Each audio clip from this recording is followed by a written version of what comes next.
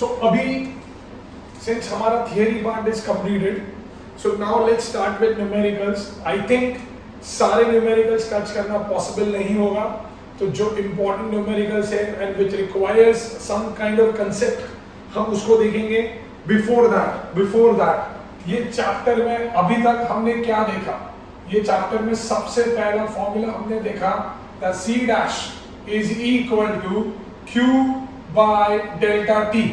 ठीक है, दूसरा फॉर्मूला देखा हमने C is equal to M by delta T, मतलब Q is equal to MC delta T। Third formula हमने देखा that L is equal to Q by M, that is nothing but Q is equal to M into L। अगर यहाँ पे मैं C dash के बारे में बात करूं, so it is nothing but heat capacity। यहाँ पे मैं Q के बारे में बात करूं, so that is heat energy।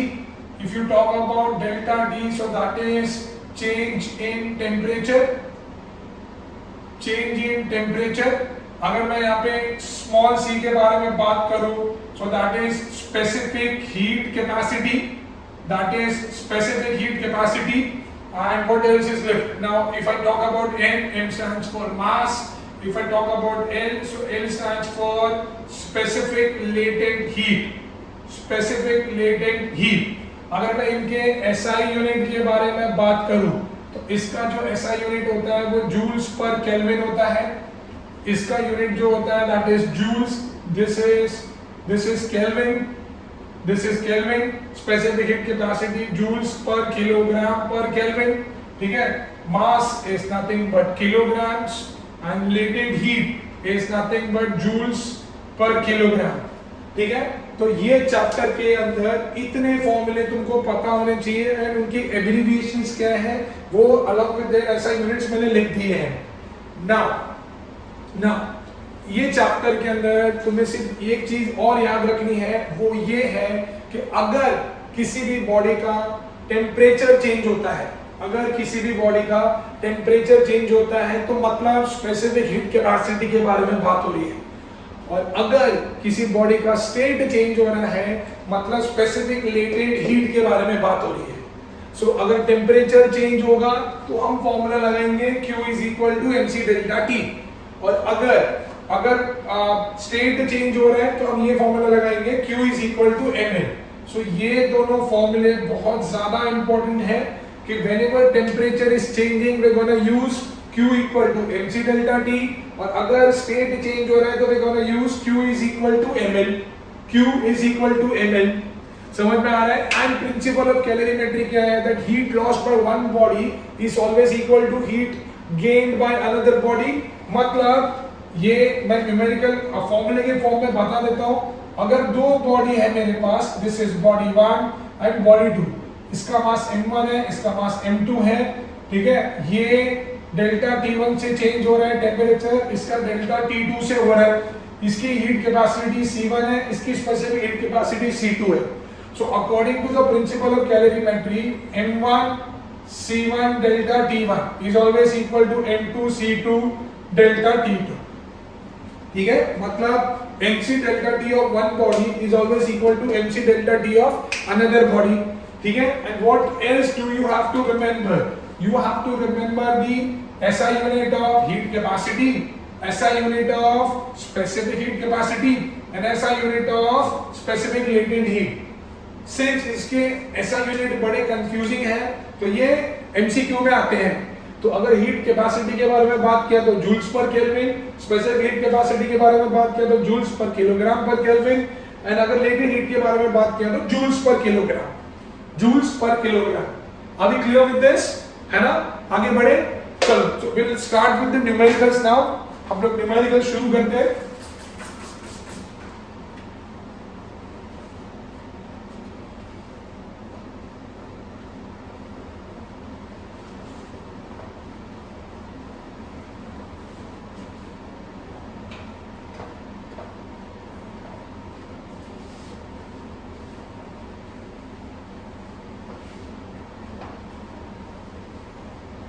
Alright, अभी let's talk about the numerical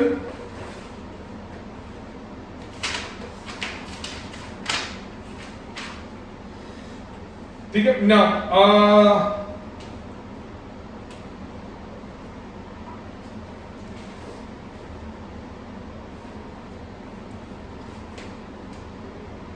Alright, let's see sum number 4 first.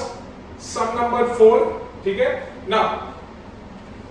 Calculate the amount of heat energy required to raise the temperature of 200 grams of copper from 20 degree to 70 degree Celsius.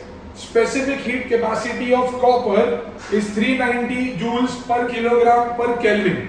मतलब उसने बोला है कि भाई एक copper है जिसका मास दिया हुआ है 200 ग्राम्स, जिसका टेम्परेचर चेंज करना है 20 डिग्री से 70 डिग्री पर, जिसका टेम्परेचर चेंज करना है 20 डिग्री से 70 डिग्री पर। तो चेंज इन टेम्परेचर कितना हुआ? 50 डिग्री सेल्सियस हुआ, जिसकी स्पेसिफिक हीट कैपेसिटी दी हुई है। सी का मतलब होता है हीट कैपेसिटी ऑफ कॉपर, कितनी दी हुई है? That is given as 390 joules per kilogram per kelvin. ठीक है, तो उसने मेरे को बोला है कि मुझे अमाउंट ऑफ हीट एनर्जी निकालनी है, मतलब क्यू।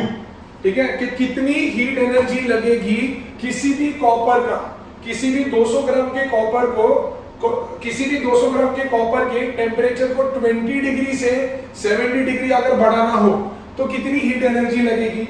अब यहाँ पे अगर तुम देखो तो हीट कैपेसिटी जो दी हुई है वो जूल्स पर किलोग्राम में दी हुई है, तो मुझे ये जो मास है वो भी किलोग्राम में कन्वर्ट करना पड़ेगा।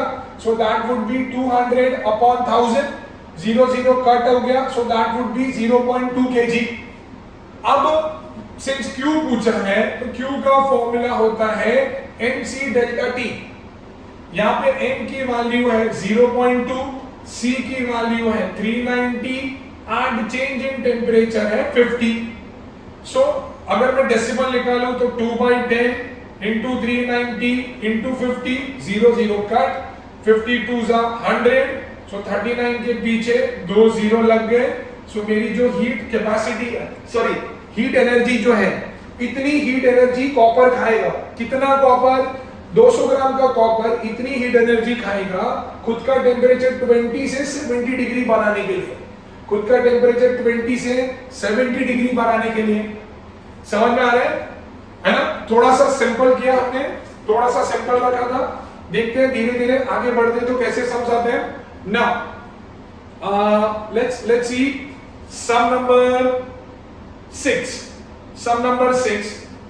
Find the time taken by a 500 watt heater to raise the temperature of 50 kg of material of specific heat capacity 960 joules per kilogram per Kelvin from 18 degree Celsius to 38 degree Celsius. Assume that all heat energy supplied by heater is given to the material. उसने बोला है एक 500 what का heater है, मतलब उसका power दिया हुआ है 500 वॉट। एक 500 वॉट का हीटर है और उसका टेम्परेचर, वो जो मटेरियल है उसका मास दिया हुआ है 50 किलोग्राम, m दिया हुआ है 50 किलोग्राम, और उसका जो स्पेसिफिक हीट कैपेसिटी है, मतलब जो स्मॉल c है, that is given as 960 joules per kilogram per kelvin, और उसका जो टेम्परेचर है वो 18 डिग्री सेल्सियस से 38 डिग्री सेल्सियस करना है। तो कितना टेम्परेचर बढ़ेगा, कितना चेंज इन टेम्परेचर होगा? That is 20 degree Celsius. तो उसके लिए उसने पूछा है कि कितना टाइम लगने वाला है, उसके लिए उसने पूछा है कि कितना टाइम लगेगा। This is delta capital T भी लिख सकते हैं, डेल्टा कैपिटल टी लिख सकते हैं, क्या वैसे ही लिखेंगे। ठीक है ना? अभी हमने 9th में भी पढ़ा है, वर्क एंड एनर्जी में भी पढ़ा है, that power is equal to work upon time और एनर्जी अपॉन टाइम। यहाँ पे कौन सी एनर्जी है हमारी? हीट एनर्जी है, तो power is equal to Q by T. Since temperature change हो रहा है तो मैं Q का फॉर्मूला क्या लगाऊंगा? mc delta T, mc delta T upon T. अब मेरे को T निकालना है तो mc delta T upon P, correct ना? m का वैल्यू दिया हुआ है 50, c का वैल्यू दिया हुआ है 960, चेंज इन टेम्परेचर हुआ 20 upon power which was 500, 1 2 1 2 cut, ये भी कट, ठीक है। तो कितना हो गया 960 into 2 that is 1920 seconds, 1920 seconds। पर ये बहुत बड़ा आंसर है, so let's convert it into minutes, divide by 60 कर दिया, तो 6 3s are 18, 6 2s are, so that is 32 minutes, that is 32 minutes। तो मतलब भैया वो जो हीटर है जिसका पावर 500 वोल्ट है, अगर उसके अंदर 50 केजी का मटेरियल है तो उसका टेम्परेचर अगर उसको 18 से 38 करना है तो आधा घंटा लगेगा, तकरीबन 32 मिनट लगेंगे। Now moving ahead, let's see question number 8 now. Question number 8 उसने बोला है 0.5 kg of lemon squash at 30 degree Celsius is placed in a refrigerator which can remove heat at an average rate of 30 joules per second। You can underline the word here जो average rate है, underline that word। यहाँ पे average rate मतलब power होता है, ठीक है। अब कैसे पता सर एवरेज रेट, और मेरे को उसकी यूनिट से भी पता चला average rate joules per second. Joules per second जो होता है वो पावर का यूनिट होता है, और जूल्स पर सेकेंड को ही हम वॉट बोलते हैं, ठीक है। तो उसने क्या बोला है कि एक 0.5 kg का लेमन स्क्वॉश है, मतलब उसका मास कितना है 0.5 kg का, ठीक है, जिसको इनिशियली 30 डिग्री सेल्सियस पे रखा था, उसको रेफ्रिजरेटर के अंदर रखा था, एंड उसके अंदर से हीट निकालनी थी at an average rate of 30 joules per second, मतलब पावर दिया हुआ है 30 जूल्स पर सेकेंड का। How long will it take to cool the lemon squash to 5 degree Celsius. पहले इनिशियली फ्रिज में रखने से पहले 30 डिग्री था और उसको अभी 5 डिग्री पे लाना है, तो चेंज इन टेम्परेचर कितना हो गया भाई, चेंज इन टेम्परेचर हुआ 25 डिग्री सेल्सियस, ठीक है। उसकी स्पेसिफिक हीट कैपेसिटी दी हुई है 4200 joules per kilogram per kelvin. उसने बोला है कि उस लेमन स्क्वॉश को 30 डिग्री से 5 डिग्री पे लाना है, ठीक है। तो कितना टाइम लगेगा, again power is equal to energy upon time, तो time is equal to energy upon power. अब यहाँ पे कौन सी एनर्जी लग रही है भाई, यहाँ पे लग रही है mc delta T upon time. Mass दिया हुआ है 0.5, c दिया हुआ है 4200, डेल्टा टी दिया हुआ है 25 अपॉन p का value power is given as 30, ठीक है ना।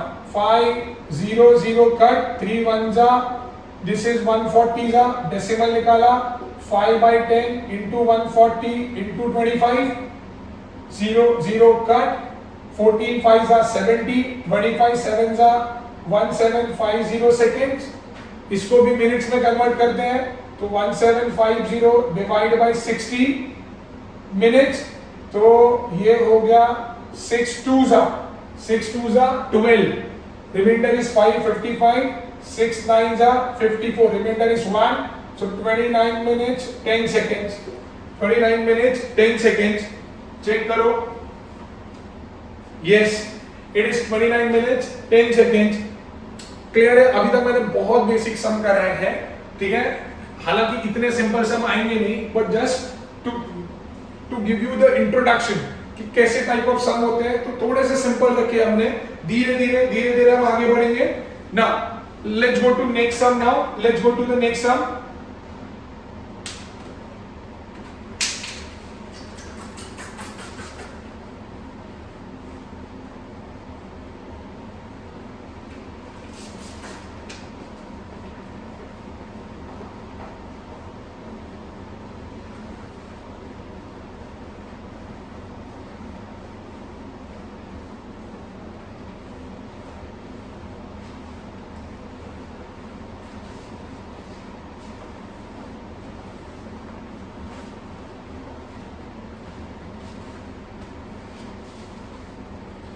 देखो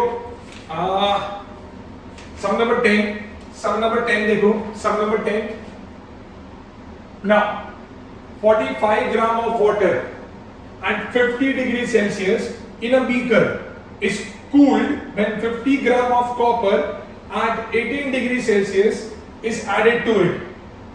The contents are stirred till a final constant temperature is reached.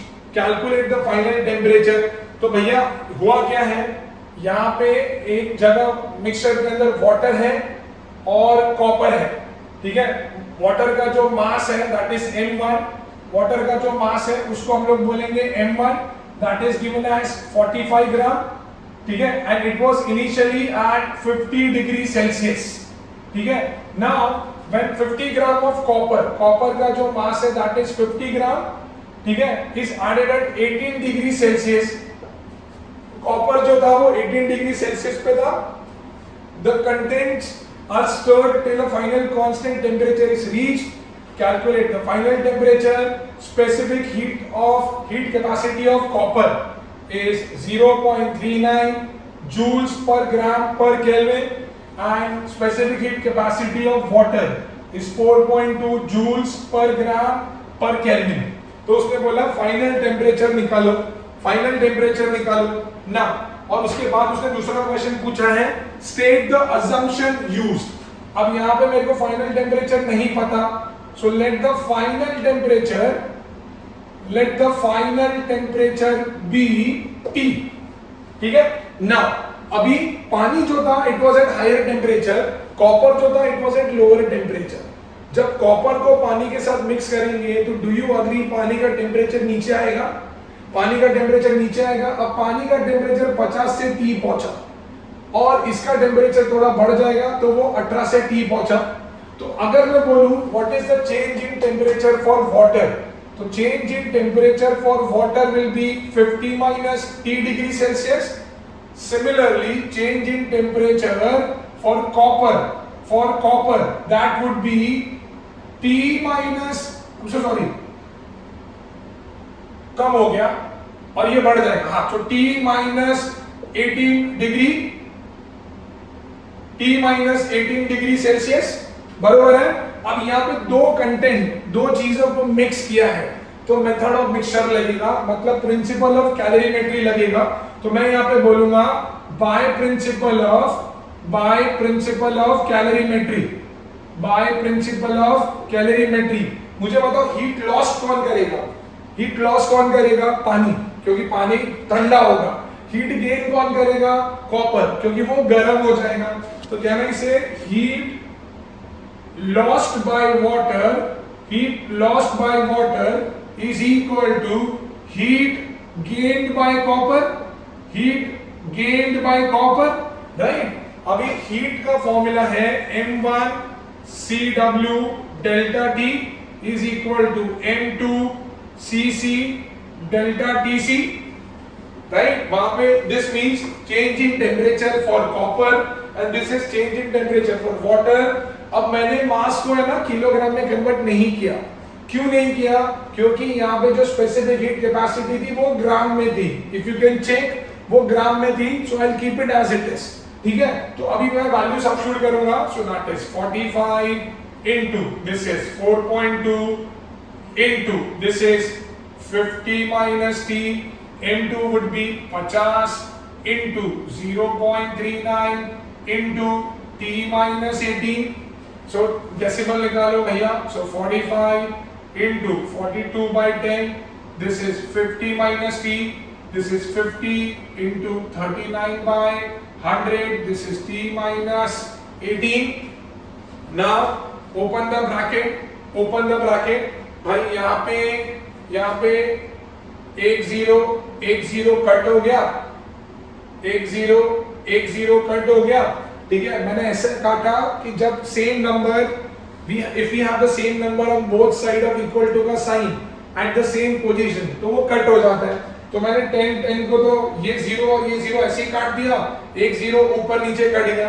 अब यहाँ पे बचा क्या, यहाँ पे बचा 45 42 और मैंने ओपन द ब्रैकेट, ये दोनों से मल्टीप्लाई होंगे या उसके पहले हम लोग सिंपल करते हैं, ठीक है। 5 और 39 मल्टीप्लाई हो रहे हैं, इधर आ जाएंगे तो डिवाइड हो जाएंगे। So can be right 45 into 42 upon 5 into 39, ठीक है, that is into 50 minus t is equal to t minus 18. 5 ones are 5 nines are 3 13s are 3 14s are बरोबर 3 से कट हुआ. अभी चाहिए तो 13 को वापस भेज दो वहां पे क्योंकि और कुछ कट होने नहीं वाला है. तो 14 nines are 126 into 50 minus t and this is 13 into t minus 18. तो 0 6 5s are 30 5 2s are 10 3 6 5s are 30 का 3 5 2s are 10 13 का 1 5 1s are 5 63 minus 126t this is 13t 18 3s are 54 234. Alright now 234 इधर आएगा तो माइनस हो जाएगा 126 वहां जाएगा तो प्लस हो जाएगा. 10 में से 4 गया 6 9 में से 3 गया 6. This is 06066. This is 139d 6066 by 139 that is equal to t. I suppose मुझे डायरेक्ट डिवाइड करना पड़ेगा. 139 divided by 6066. 139 4s are 9 4s are 36 9 3s are 27 30. Sorry 9 4s are 36 का 3 4 3s are 12 15 का 1 4 1 का 4 556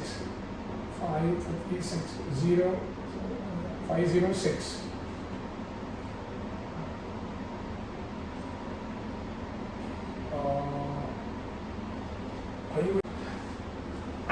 I guess यहाँ पे माइनस का हाँ ये मैंने गलती करी है. ये इधर आता तो प्लस हो जाता, ये इधर आता तो प्लस हो जाता तो सारा सम चेंज हो जाएगा. So this is 4, this is 3, this is 5 6 5 3 4, this is 139t. So 6534 divided by 139 that is equal to t.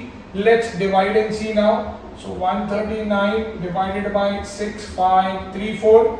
So 139 by 4s are 4 3s are 12 15 556 556 13 minus 6 14 minus 5 974. Let's find 7s are 9 7s are 63 7 3s are 21 6 27 973. तो I guess 1 आ रहा और decimal में कुछ आएगा. So that is approximately equal to 47 degree Celsius.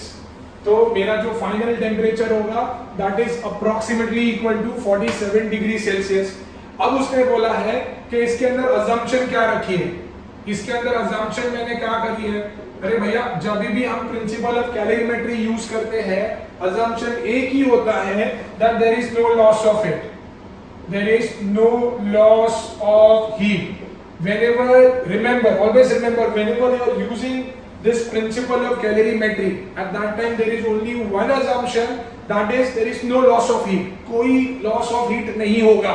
ठीक है ये मेरा assumption था. ठीक है सो अभी हमने एक्चुअल सम शुरू करे हैं.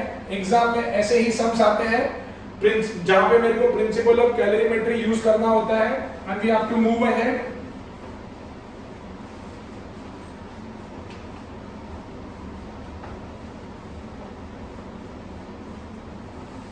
Let's go to the next one. I guess ये हमने sum number 10 करा था. Now.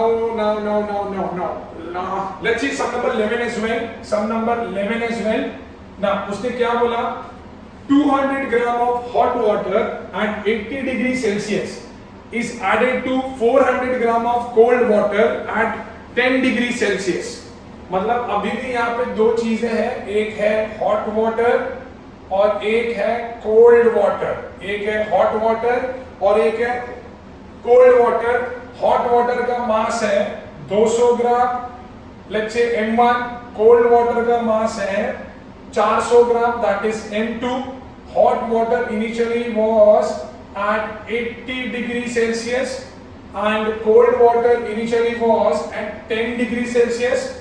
Neglecting the heat taken by the container, calculate the final temperature of the mixture of water. Specific heat capacity of water is 4200 joules per kilogram per Kelvin. Again इसके अंदर भी मेरे को final temperature निकालना है. उसने बोला कि जब hot water which was initially eight 80 degree Celsius जिसका मास 200 ग्राम है, it was mixed with cold water which was initially at 10 degree Celsius जिसका मास 400 ग्राम है, ठीक है। तो वो दोनों मिक्सचर का फाइनल टेम्परेचर क्या होगा ये मुझे निकालना है। तो वापस मैं बोलूंगा let the final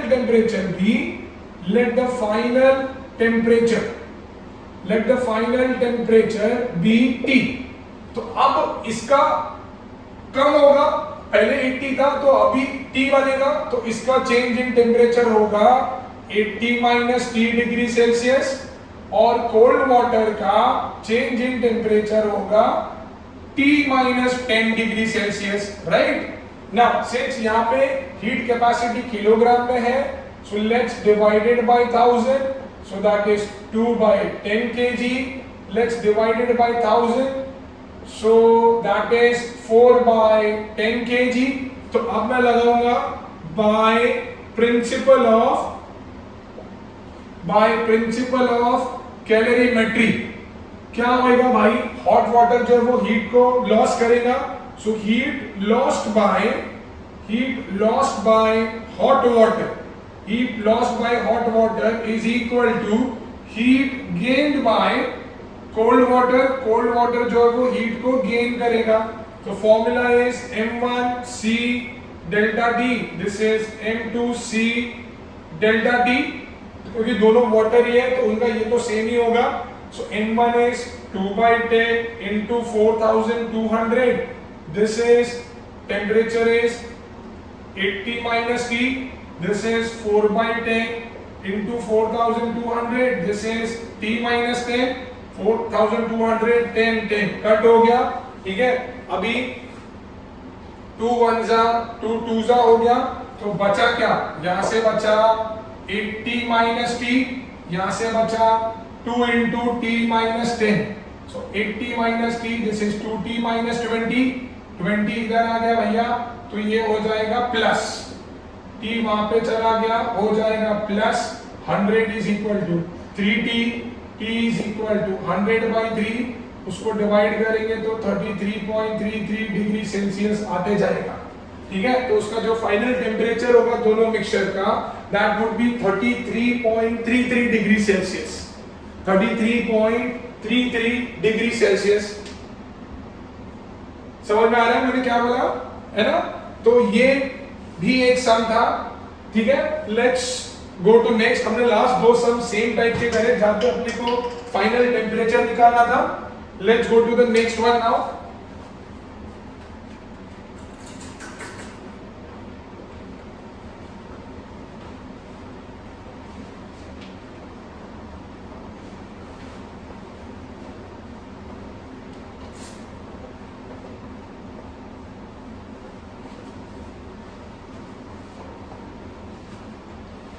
now I guess हमने ये 11th करा था। Let's see question number 13 now. Question number 13 now उसने बोला 1 kg of water is contained in a 1.25 kilowatt kettle. Calculate the time taken for the temperature of water to rise from 25 degrees Celsius to its boiling point 100 degrees Celsius. Specific heat capacity of water is 4.2 joules per gram per Kelvin. ठीक है, मतलब उसने बोला है 1 kg of water है, mass of water is given as 1 kg. It was kept in a kettle जिसका power है 1.25 kilowatt. अब पावर हमेशा वॉट में होता है, तो किलो को नॉर्मल वॉट में कन्वर्ट करने के लिए मुझे मल्टीप्लाई बाय 1000 करना पड़ेगा, सो दैट इज 1250 वॉट। उसने बोला कि उस पानी के टेम्परेचर को 25 डिग्री से 100 डिग्री पहुंचाना है, तो change in temperature is 75 degree Celsius, और उसका स्पेसिफिक हीट कैपेसिटी दिया हुआ है 4.2 जूल्स पर ग्राम पर केल्विन। तो उसने बोला है भैया कितना टाइम लगेगा, ऐसा सब हमने ऑलरेडी करा हुआ है। अब यूनिट्स मैच नहीं हो रहे भाई, यहाँ पे हीट कैपेसिटी ग्राम में दी हुई है, मास किलोग्राम में है, सो भाई डिवाइड कर लो। किलोग्राम को मैंने ग्राम में कन्वर्ट कर दिया, अब मुझे पता है कि power is equal to energy by time, तो यहां से time would be equal to energy upon power, है ना। तो अब यहां पे एनर्जी का फॉर्मूला लगेगा mc delta T upon T, mc delta T upon T, m की वैल्यू है 1000, this is 4.2, change in temperature is 75, sorry ये अपॉन पावर था, अपॉन पावर था, पावर की वैल्यू है 1250, 0 0 कट, 25 5 जा 25 4 जा 5 1 जा 5 15 जा 15 4 जा 60, 4 42 by 10 कट हो गया, सो 6 into 42 जो भी आएगा सेकेंड्स में आएगा, उसको डिवाइड बाय 60 किया, 6 1 जा 6 10 जा, सो that is 4 minutes 20 seconds, 4 minutes 20 seconds। इतना टाइम लगेगा उस केटल को 1 किलोग्राम के पानी को 20 डिग्री से उसके बॉइलिंग पॉइंट तक पहुंचाने का, उसके बॉइलिंग पॉइंट तक पहुंचाने का। 60 तो 6 तो 10 तो मैंने कुछ तो गड़बड़ करी है आई गेस, 4.2 ठीक है, 6 252 तो 240 होता है, हाँ 12 तो 12 सेकंड चाहिए, सॉरी 240 होता है तो ये 12 सेकंड चाहिए, मतलब सी मैंने डायरेक्ट किया, सॉरी तुम्हारे लिए मैं डिटेल में करता हूँ। लेट्स सी पहले मैंने इसको सॉल्व किया तो मुझे आंसर आया 252 सेकंड्स, उसको मैंने डिवाइड बाय 60 किया, 64 जा 240, कितना एक्स्ट्रा सेकंड्स बचे 12, so it is 4 minutes 12 seconds, ये मेरा रिक्वायर्ड टाइम है 4 minutes 12 seconds, राइट। तो इसी के साथ मैंने सेक्शन 1 के न्यूमेरिकल्स कर लिए हैं। Now will go to second section जहां पे बार बार टेम्परेचर चेंज होगा, और अगर टेम्परेचर चेंज हो रहा है तो जैसे मैंने बोला है कि अगर टेम्परेचर चेंज होगा तो मैं कौन सा फॉर्मूला लगाऊंगा, Q is equal to ml का, Q is equal to ml, ठीक है। तो ये अपने को याद रखना है। और एक चीज है कि अगर हम वो फ्लो चार्ट बना लेंगे, अभी मैं बताऊंगा कैसे फ्लो चार्ट बनाना है, तो हमारे लिए सम सॉल्व करना बहुत ही सिंपल हो जाएगा, क्योंकि जब किसी ऑब्जेक्ट का टेम्परेचर चेंज होता है और स्टेट भी चेंज होता है तो बहुत सारे प्रोसेस इन्वॉल्व होते हैं, ठीक है। तो मैं आपको बताता हूँ कि उसको सॉल्व कैसे करना है। लेट्स सी, अभी हम लोग सेक्शन बी पे जा रहे हैं।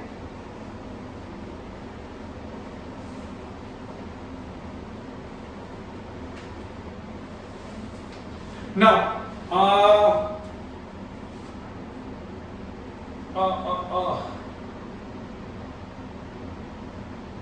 alright, directly let's go to sum number 7, क्योंकि इनिशियल सम्स तो बहुत सिंपल है। Sum number 7, the temperature of 170 gram of water, ठीक है। एक वाटर है भैया, वाटर है जिसका मास दिया हुआ है 170 gram, so the temperature of 170 gram of water at 50 degree Celsius, उसका टेम्परेचर 50 डिग्री सेल्सियस पे था, is lower to 5 degree Celsius. मतलब पानी का टेम्परेचर पहले 50 डिग्री था, तो उस 50 डिग्री से अब मैं आया हूं 5 डिग्री सेल्सियस पे, by adding certain amount of ice. भैया इसके अंदर डाला क्या उन्होंने, आइस डाला है। Now find the mass of the ice added given specific heat capacity of water. Specific heat capacity of water is 4200 joules per kilogram per Kelvin, and specific latent heat of ice is 336,000 joules per kg। तो ये हो गया M1, तो मेरे को M2 निकालना है। उसने बोला है कि आइस कितना लगेगा, ठीक है। पहले मेरे पास एक पानी था जिसका टेम्परेचर 50 डिग्री सेल्सियस पे था। अब क्या हो रहा है, अब आइस डालने की वजह से उस पानी का टेम्परेचर 50 से 5 डिग्री पहुंच रहा है, 50 से 5 डिग्री पहुंच रहा है, समझा। तो उसने बोला कि कितना आइस डाला है उसके अंदर। पहले तो भैया ये सब किलोग्राम में है, तो इसको भी आप किलोग्राम में करेंगे। चलो 1000 से डिवाइड कर दिया, सो that is 17 upon 100 kilogram. 17 upon 100 kilogram. उसने बोला है कितना आइस डालेंगे। अभी देखो हम चार्ट कैसे बनाएंगे। अब आइस जो है इनिशियली मेरे पास 0 डिग्री सेल्सियस पे था। ऑब्वियसली जब दोनों को मैं मिक्स करूंगा, पानी इतना गर्म था तो आइस क्या करेगा, आइस हीट एब्जॉर्ब करेगा। अब जब वो हीट एब्जॉर्ब कर रहा है, ठीक है, अगर वो हीट एब्जॉर्ब कर रहा है तो उसका टेम्परेचर वो मेल्ट होना शुरू होगा। तो पहले आइस 0 डिग्री सेल्सियस पे था, फिर वो बन जाएगा वाटर 0 डिग्री सेल्सियस पे, क्योंकि आइस वाटर में कन्वर्ट 0 डिग्री सेल्सियस पे ही होता है। उसके बाद जब वो पूरी तरह से पानी बन गया तो ये पानी और इस आइस से निकला हुआ पानी का मिक्सचर कौन से टेम्परेचर पे पहुंचेंगे, 5 डिग्री सेल्सियस पे। तो यहाँ पे भैया वाटर बनेगा 5 डिग्री सेल्सियस पे। तो जो आइस है पहले वो पिघल के पानी बनेगा 0 डिग्री सेल्सियस पे, और उसके बाद वो मिक्सचर का टेम्परेचर ले लेगा और मिक्सचर का टेम्परेचर का 5 डिग्री सेल्सियस। और जैसे मैंने सिखाया कि जब भी स्टेट चेंज होता है तो Q is equal to ml का फॉर्मूला लगाओ, और जब भी टेम्परेचर चेंज होता है तो Q is equal to mc delta T का फॉर्मूला लगाओ। अब यहाँ पे भी प्रिंसिपल ऑफ कैलोरीमेट्री लगने वाला है। यहाँ पे भी प्रिंसिपल ऑफ कैलोरीमेट्री लगने वाला है। प्रिंसिपल ऑफ कैलोरीमेट्री के हिसाब से होगा क्या, heat lost by water, heat lost by water will be equal to heat gained by ice. Heat lost by water will be equal to heat gained by ice. पानी का सीधा हिसाब है भाई। पानी का पहले टेम्परेचर 50 था और सीधा 5 हो गया। पहले 50 था और फिर 5 हो गया। चेंज इन टेम्परेचर हुआ तो भाई पानी के केस में तो यही फॉर्मूला लगेगा, that m1 cw delta T, सीधा यही फॉर्मूला लगेगा। आइस में ऐसा नहीं होगा। आइस में दो प्रोसेस होंगे, पहले स्टेट चेंज होगा और फिर भैया वो पानी बनेगा। तो पहले के लिए हम लोग क्या करेंगे, आइस के मास को मैंने बोला m2, तो m2l लगेगा, बाद में m2c w डेल्टा T लगेगा। सर Cw क्यों लिया आपने, हीट कैपेसिटी ऑफ वाटर क्यों ली भैया, अभी तो वो पानी बन गया ना, अभी तो वो पानी बन गया। अब जो उसका टेम्परेचर बढ़ेगा तो पानी बन के ही तो बढ़ रहा है, तो यहाँ पे मैं Cw लूंगा। समझ में आ रहा है। आइस का यहाँ पे लोग जो मिस्टेक करके वो ये होते हैं कि वो दोनों प्रोसेस को इंक्लूड नहीं करते। आइस के लिए दो प्रोसेस होगा, पहले it will be converted into water, then it will attain the temperature of the mixture which was 5 degree Celsius. अब देखो लेट्स सब्स्टिट्यूट द वैल्यू। तो भैया ये होगा 17/100, ठीक है, ये होगा 4200। इसका चेंज इन टेम्परेचर कितना होगा मैंने लिखा नहीं यहाँ पे, इसका चेंज इन टेम्परेचर होगा 45 डिग्री। सो इनटू 45, m2 मेरे को पता नहीं है, l दिया हुआ है 336,000 प्लस m2 मुझे पता नहीं है, पानी का हीट कैपेसिटी दिया हुआ है 4200, और ये जो आइस पानी बना उसका चेंज इन टेम्परेचर होगा 5। So 20 cut, will keep it as it is. 17 into 42 into 45, ये होगा 336,000 m2, 42 5 210 और 20 m2। तो भैया 17 into 42 into 45, 336,000 और 21,000, सो 357,000 m2। अब ये पूरा मल्टीप्लाई हो रहा है, इधर आ जाएगा, ये पूरा मल्टीप्लाई हो रहा है, इधर आ जाएगा, तो ये क्या आएगा, m2 would be 17 into 42 into 45, हाँ करेक्ट है, अपॉन 357,000। और ये जो आंसर आएगा वो किलोग्राम में आएगा। क्यों, क्योंकि इसको मैंने किलोग्राम में कन्वर्ट कर दिया है, तो अभी तो डेसिमल में आंसर आएगा, रादर देन मैं 1000 से मल्टीप्लाई करके इसको मैं ग्राम में कन्वर्ट करता हूं, तो ये पूरा कट हो गया। ठीक है, अभी 7 की टेबल में जाएगा, 7 6 42, 7 5 7 1 17 1 17 3 3 1 3 2 तो 45 2 कितना हो गया, 90 ग्राम्स।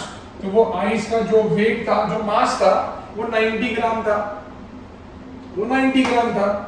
लकीली फटाक से हमको आंसर आ गया, क्योंकि सारे नंबर एक दूसरे से डिविजिबल थे। यहाँ पे मैंने एक चीज और क्या करी, मैंने प्रेशर में आके ये सबको मल्टीप्लाई नहीं किया। ये मैं मैथ्स के टाइम भी बोल रहा था जब मैंने वॉल्यूम एंड सरफेस एरिया कराया था, जितना कैलकुलेशन सिंपल रखोगे उतनी लाइफ आसान होगी और उतनी मिस्टेक्स कम होगी। स्पेशली जब हम ये चैप्टर के न्यूमेरिकल सॉल्व करेंगे, भैया आना एक ही समय आएगा, एक ही, और अगर तुम अटेम्प्ट कर रहे हो तो you have to be very careful, ठीक है? क्योंकि एक छोटी सी मिस्टेक जैसे मेरे साथ हुई है, अभी 2 बारी मेरे साथ मिस्टेक हो गई, एक छोटी सी मिस्टेक और सब नहीं आएगा, ठीक है? तो इसीलिए मैंने इसको मल्टीप्लाई नहीं किया, क्योंकि मुझे पता था इवेंचुअली यहाँ से नंबर आके डिवाइड ही होने वाला है। तो डिवीजन के टाइम लकीली सब कट हो गया और आंसर 90 ग्राम आया। क्लियर है ना? चलो आगे और सम डिस्कस करेंगे, आगे बढ़ते हैं। आई होप आप लोग भी मेरे साथ सॉल्व कर रहे हो।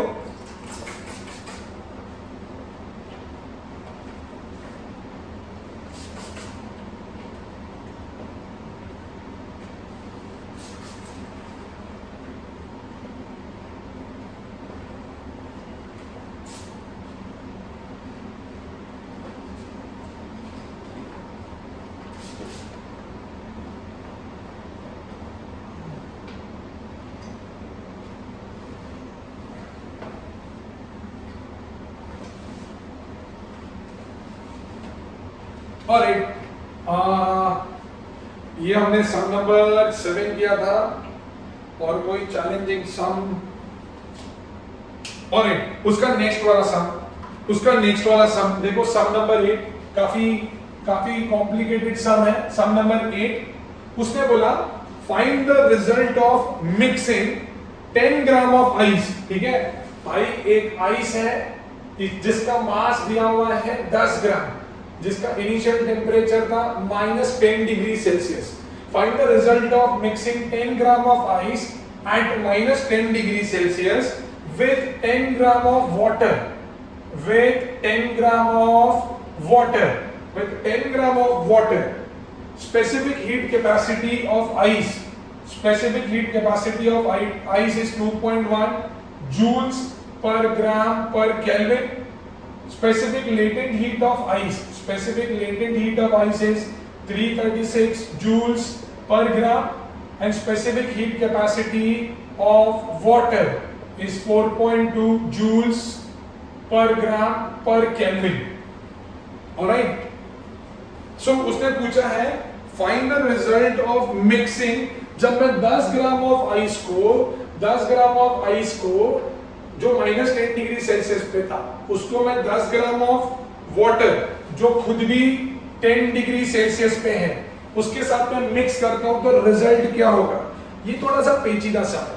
यहाँ पे रिजल्ट ऑफ मिक्सिंग का मतलब है कि कितना ग्राम ऑफ आइस पिघलने वाला है। जब मैं आइस को पानी के अंदर डालता हूँ, ठीक है, तो उसने बोला है कि पानी का टेम्परेचर नीचे आएगा, ठीक है, और आइस का टेम्परेचर बढ़ जाएगा। आइस का टेम्परेचर बढ़ जाएगा तो पानी का टेम्परेचर नीचे, मतलब लेट्स से सब कुछ 0 डिग्री सेल्सियस तक पहुंचने के लिए, 0 डिग्री सेल्सियस पहुंचने के लिए कितना आइस पिघलेगा? क्या पूरा पिघलेगा या थोड़ा सा पिघलेगा? कितना आइस पिघलेगा वो मेरे को पूछा है, ठीक है? वापस इसके अंदर पानी का केस तो बड़ा सिंपल है, mc डेल्टा टी लगेगा क्योंकि टेम्परेचर चेंज हो रहा है। आइस में ऐसा नहीं होगा। आइस में वापस तुम लोगों को वो फ्लो चार्ट बनाना पड़ेगा। आइस इनिशियली -10 डिग्री सेल्सियस पे था, हीट करा, आइस ही रहेगा पर 0 डिग्री सेल्सियस पे रहेगा, फिर वहां से वो वाटर बनेगा 0 डिग्री सेल्सियस पे, अब हम ये अज्यूम कर रहे हैं कि इनका जो मिक्सचर है वो 0 डिग्री सेल्सियस पे है, मतलब जब पानी और आइस को मैंने मिक्स करा तो वो टेम्परेचर जो है वो 0 डिग्री पे पहुंच गया, क्योंकि दोनों का मास सेम है, ठीक है? तो हमने अज्यूम करा कि वो 0 डिग्री सेल्सियस पे पहुंचा। अब यहाँ पे टेम्परेचर चेंज हुआ तो mc डेल्टा टी लगेगा, और यहाँ पे स्टेट चेंज हुआ तो ml लगेगा। तो लगाओ principle of calorimetry. So I would say by principle of calorimetry I would say heat gained by ice, यहाँ पे हीट को गेन करेगा, that is equal to heat lost by water, heat lost by water, heat gained by ice। तो इसमें तो दो चीजें होंगी, पहले लगेगा m1c डेल्टा टी, दूसरे में लगेगा प्लस m3l। सर ये अब m3 कहां से आ गया? अरे भाई m1 तो आइस है, m2 तो वाटर है, m3 मैं अज्यूम कर रहा हूं वो मास ऑफ आइस जो पिघलने वाला है। मतलब मैं फिलहाल के लिए ये अज्यूम कर रहा हूं कि भाई चलो पूरा आइस नहीं पिघल रहा, तो अगर पूरा नहीं पिघल रहा है तो कितना पिघल रहा है वो मुझे देखना है। That is equal to heat lost by water, तो एक ही है भाई, that is m2cw delta T.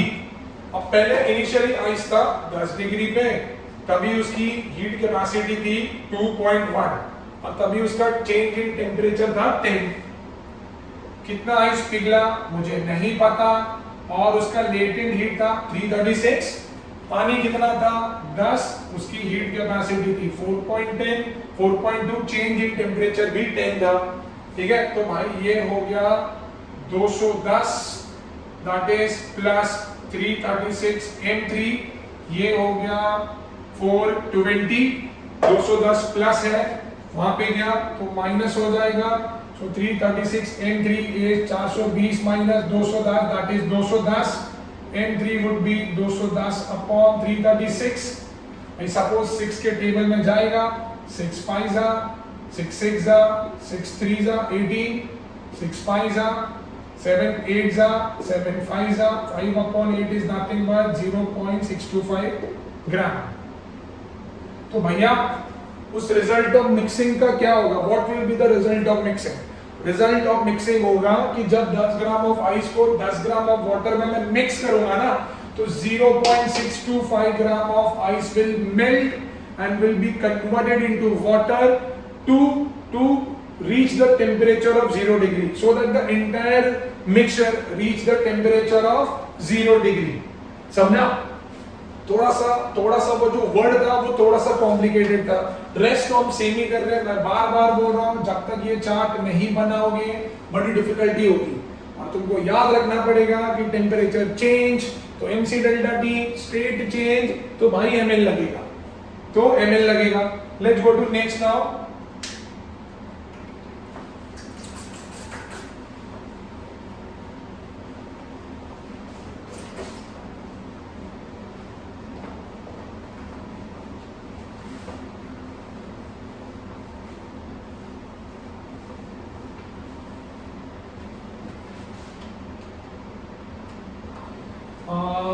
हमने एक भी कर लिया। देखो एक और भी थोड़ा सा डिफिकल्ट सम है, that is sum number 11 now. Sum number 11, भाई पानी है, उसने बोला है 250 ग्राम ऑफ वाटर, जिसका मास दिया हुआ है 250 ग्राम ऑफ वाटर, जिसका टेम्परेचर था 30 degree Celsius, is contained in a copper vessel. अंदर भाई कॉपर वेसल भी है, जिसका मास दिया हुआ है 50 ग्राम। ठीक है, तो 250 ग्राम पानी है at 30 degree Celsius, it is contained in a copper vessel of mass 50 gram. ठीक है, calculate the mass of ice, भाई आइस भी है, calculate the mass of ice मतलब m3 to bring down the temperature of the vessel and its contents to 5 degree Celsius. ठीक है, to bring down the temperature of vessel, ठीक है, at 5 degree Celsius, specific latent heat of fusion of ice दिया हुआ है, specific heat capacity of copper दी हुई है, and specific heat capacity of water दिया हुआ है। मतलब भाई पानी को कॉपर वेसल के अंदर रखा हुआ है, इनिशियली 30 डिग्री सेल्सियस था, उसका टेम्परेचर अभी उनको लाना है 5 डिग्री सेल्सियस पे, तो कितना ग्राम ऑफ आइस लगेगा, कितना ग्राम ऑफ आइस लगेगा। तो भाई अब हुआ क्या है, अब कहाँ गया सर, हाँ ये रहा। अभी लेटेंट हीट दी हुई है आइस की 336 into 10 to the power 3 joules per kilogram, और specific heat capacity of copper दी हुई है 400 joules per kilogram per kelvin, heat capacity of water दी हुई है 4200 joules per kilogram per kelvin. ठीक है ना। अभी सब कुछ किलोग्राम में दिया हुआ है भैया, तो इसको भी किलोग्राम में कन्वर्ट कर लो, इसको भी किलोग्राम में कन्वर्ट कर लो। m1 था 250 grams, so that would B 250 upon 1000, सो 25 1 जा 25 4 जा, सो दैट इज 1/4 kg। m2 था 50 ग्राम्स, सो ये हो जाएगा 50 upon 1000, so that is 5 upon 100 kg। ठीक है, अब since water was contained in a copper vessel, तो दोनों का चेंज इन टेम्परेचर है ना सेम होगा, क्योंकि तुम कैलोरी मीटर देखोगे तो it is made up of copper, और वो कॉपर का इसीलिए बनाते हैं कि वो मिक्सचर का टेम्परेचर अटेन कर लेता है without taking much heat from it. तो वो जो अंदर कंटेंट होता है ना, उससे वो ज्यादा हीट लेता नहीं है, पर वो अपना टेम्परेचर वैसा ही कर देता है जो उसके अंदर के कंटेंट का टेम्परेचर होता है। तो पानी पहले 30 डिग्री पे था, तो हम मानेंगे कि कॉपर का भी टेम्परेचर 30 पे था। पानी का टेम्परेचर 5 पे आया, तो हम मानेंगे कि कॉपर का भी टेम्परेचर 5 पे आया। तो भाई दोनों का जो चेंज इन टेम्परेचर है वो 25 डिग्री सेल्सियस है। कमिंग बैक टू आइस, अब आइस को क्या होगा भाई, initially it is at 0 degree Celsius, फिर वो आइस जो है वो वाटर में कन्वर्ट हो जाएगा एट 0 डिग्री सेल्सियस, फिर वो वाटर बन जाएगा जो मिक्सचर का वॉल्यूम है, मिक्सचर का टेम्परेचर है, that is 5 degree Celsius, that is 5 degree Celsius. तो now let's see by principle of calorimetry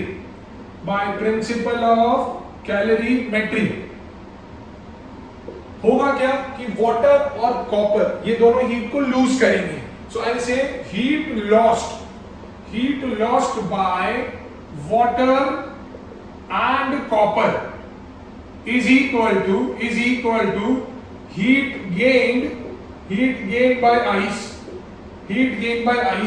अब इनका तो बड़ा सिंपल है, क्योंकि टेम्परेचर चेंज हो रहा है भैया, तो m1 CW delta T plus m2 CC delta T। यहाँ पे दो चीज होंगी, यहाँ पे स्टेट चेंज हुआ तो ml लगेगा, यहाँ पे टेम्परेचर चेंज हुआ तो m3C डेल्टा T लगेगा।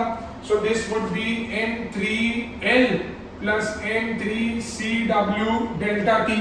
पानी का मास जो था वो था 1/4, हीट कैपेसिटी थी 4200, उसका डेल्टा T था 25 प्लस इसका जो मास है दैट इज 5/100, उसकी हीट कैपेसिटी है 400, उसका भी change in temperature is 25। Mass of ice पता नहीं है, that is 336,000, 336 into 10 to the power 3 था, मैंने 3 0 लिख लिया, प्लस m3 मुझे पता नहीं है, CW है वापस 4200, और जो आइस से पानी बना उसका चेंज इन टेम्परेचर है 5, तो भाई ये हो गया 4105 into 25, 4 1 जा 4 0 जा 5 जा, तो भाई ये होगा 25 0 जा 25 5 जा 125, 1 कैरी फॉरवर्ड, 25 1 जा 25 and 26। गलती नहीं होनी चाहिए, जैसे मैंने बोला गलती हुई तो खेल खत्म। 5 4 जा 20 into 25 is 500, ये होगा 336,000 m3, और ये होगा 210 प्लस 210 42 into 5 210 और 20 m3, इसको ऐड करो तो 26,750, ये होगा 357,000 m3। so 26,750 अपॉन 357,000 m3, 0 से 0 कट गया है ना। अब 5 से जाएगा तो 5 5 जा 25, 5 3 जा 5 5 जा 5 7 जा 5 1 जा 5 4 जा 5 0 जा, वापस 5 से जा रहा है, 5 1 जा 5 0 जा 5 7 जा 5 1 जा 5 5 4 जा 5 2 जा 5 8 जा। तो भैया m3 अभी तक मुझे आया है 107 अपॉन 1428 अभी 7 काश 7 से जाता, पर 7 से जा नहीं रहा है, तो ये किलोग्राम में आएगा, क्योंकि सब कुछ किलोग्राम में है। तो क्यों ना हम 3 0 से मल्टीप्लाई करके इसको किलोग्राम में बना लें। अब तो ये 4 से भी जाएगा, So 4 2s are 8, 27, 4 6s are 24, 30, 4 7s are 28, 20, 4 5s are 4 0s are 4 3s are 12, 4 5s are 4 7s are भाई 7 3s are 7 से जा रहा है, 7 3s are 21 नहीं जा रहा है, 8 7 15 8 7 15 8 7 15 20 नहीं जा रहा है। अब मेरे को डिवाइड ही करना पड़ेगा। 357 that is 26750, so 357 into 6, 7 6 are 42, 6 5 are 30, 34, 6 3 are 18 and 21, 2142 अगर 7 से जाएगा, 7 7 are 49, 4 carry forward, 5 7 5 are 35 और 39, 2499 yes 7 से जा रहा है 2499 6 7 1 1760 तो 357 आई गेस 5 से जाएगा, 7 5 are 35 28 1785 तो 4 से जाएगा 74 तो 7 4s are 28 2 5 4s are 20 22 4 3s are 12 1428 1428 10 में से आने का 2 5 में से 2 गया 3.0 अरे रे 8 9 से जा सकता है आई गेस, तो आई गेस 74.9 है, 74.9 है। ये हमने कौन सा सम करा है 11th यस, तो I would not divide it further, ठीक है, मैं 74.9 में ही रख रहा हूं।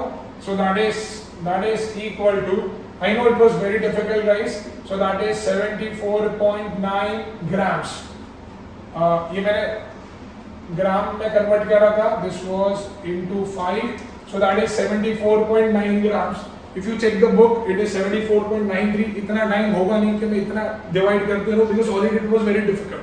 तो मैं होता तो शायद मैं इधर छोड़ देता, सो इसका आंसर इज 74.9 ग्राम, मतलब इतना ग्राम ऑफ आइस लगेगा ये पूरे मिक्सचर को 30 डिग्री से 5 डिग्री सेल्सियस पे पहुंचाने के लिए। समझ में आ रहा है ना? चलो थोड़ा सा आगे जाते हैं। सॉरी गाइस, थोड़ा से बड़े सम से थोड़ा सा बोरिंग हो रहा है सेशन, बट एग्जाम है यार, 4 दिन के बाद एग्जाम है, तो कुछ ऑप्शन नहीं है अपने पास, करना ही पड़ेगा।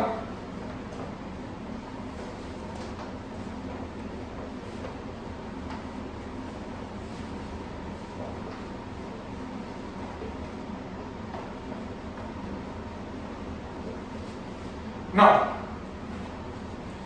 ये मैंने किया 11th, 12th भी ऑलमोस्ट सिमिलर ही है, जहां पे मास ऑफ आइस पूछा है। 13 सिंपल है, 13 14 ज्यादा ठीक है। एक लास्ट सम करते हैं, दैट इज लेट्स से हम सम नंबर 15 कर रहे हैं, सम नंबर 15 ठीक है। अगेन उसने बोला आइस है, सो 200 ग्राम ऑफ आइस जिसका मास दिया हुआ है 200 gram of ice eight 0 degree Celsius converts into water at 0 degree Celsius in 1 minute when the heat is supplied to it at a constant rate. Time दिया हुआ है 1 मिनट दैट इज 60 सेकेंड।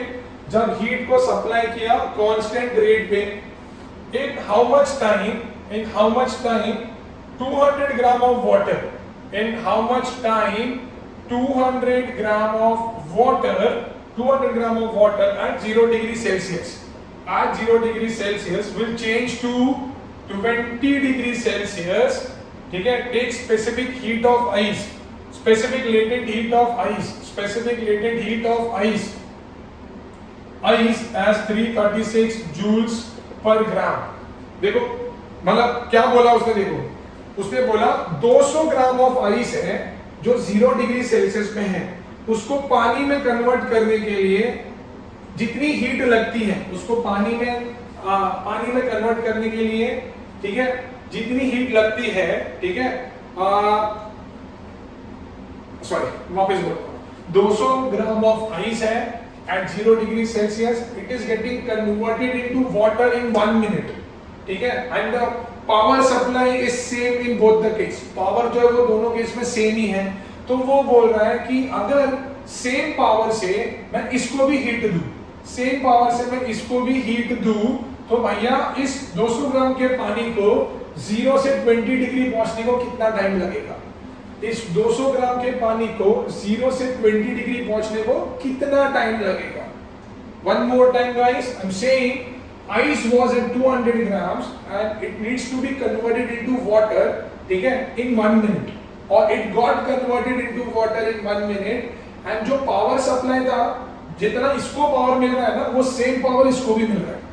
तो वो बोल रहा है कि अगर सेम पावर इसको मिल रहा है, जैसे ये 1 मिनट में आइस से वाटर में कन्वर्ट हो गया, तो वैसे ये ऑलरेडी वाटर है और इसका जो टेम्परेचर है वो 0 से 20 पहुंचने को कितना टाइम लगेगा?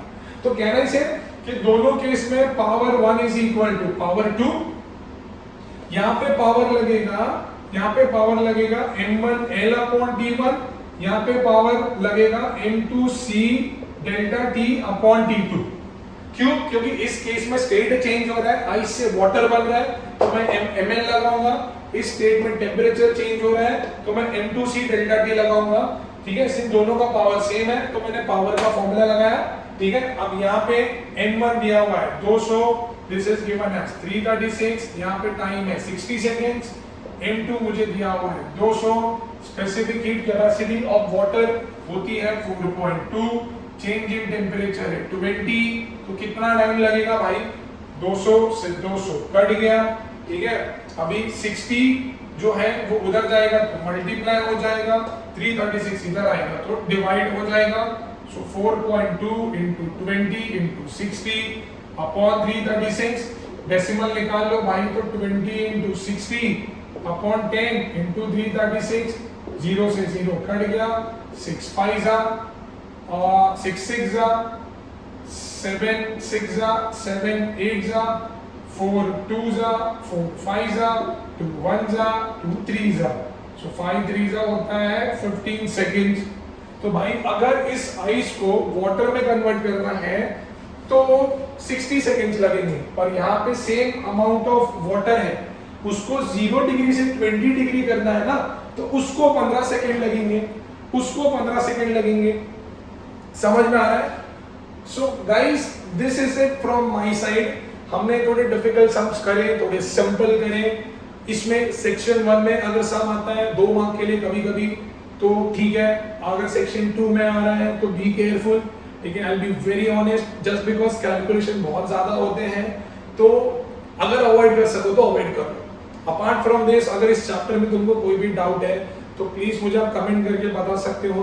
हम कल फिर लौटेंगे एक नए चैप्टर के साथ। Thank you so much and keep studying. Thank you.